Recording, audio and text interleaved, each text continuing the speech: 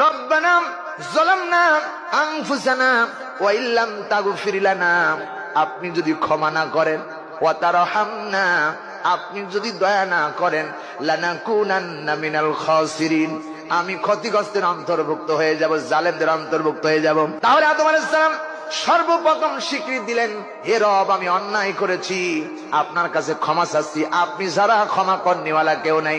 নবীজি বলেছেন, কোন বান্দা যদি আদমের সন্তান দিনের মধ্যে 50 বার যদি কোনো ব্যক্তি এই দোয়াটা পড়তে পারে, রব্বানা যালামনা আনফুসানা ওয়া ইল্লাম তাগফির লানা ওয়া তারহামনা লানাকুনান্না মিনাল খাসিরিন, সমুদ্রের ফেনা পরিমাণ যদি বান্দা গুনাহ করে, পাহাড় বড় বড় যদি গুনাহ করে, আল্লাহ নবী বলেন তার জীবনের গুনাহ খাতা আল্লাহ রব্বুল আলামিন মাফ করে দেন। সবাই পড়েন, রব্বানা যালামনা আনফুসানা ওয়া ইল্লাম তাগফির লানা ওয়া তারহামনা লানাকুনান্না মিনাল খাসিরিন।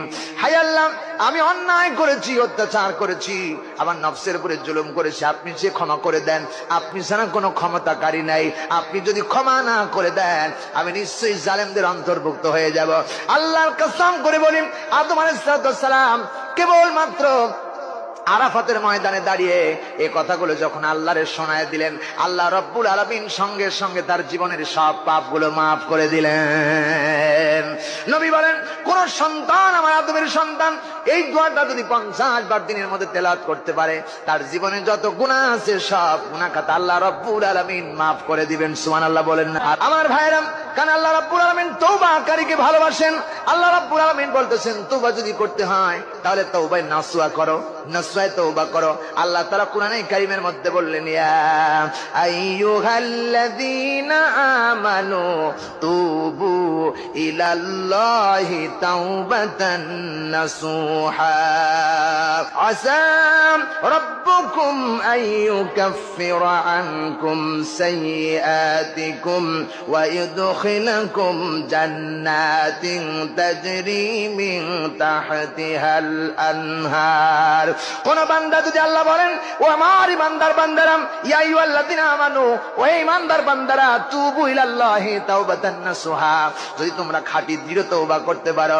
তওবা মানে নসুহা, মানে নসুহা কোনো ব্যক্তির নাম না, নসুহা মানে হলো আমার ভাইরা কোরআনের ব্যাখ্যা হলো খাঁটি তওবা, দৃঢ় তওবা, অবিচল তওবা যদি কেউ করতে পারে, আল্লাহ রাব্বুল আলামিন বলেন, আসা রাব্বুকুম আইয়ুকাফির আনকুম সাইয়্যাতিকুম, জীবনের যত গুনাহ আছে সব গুনাহ খাতা আল্লাহ রাব্বুল আলামিন মাফ করে দিবেন, আর তার জন্য আল্লাহর জান্নাত আল্লাহ রাব্বুল আলামিন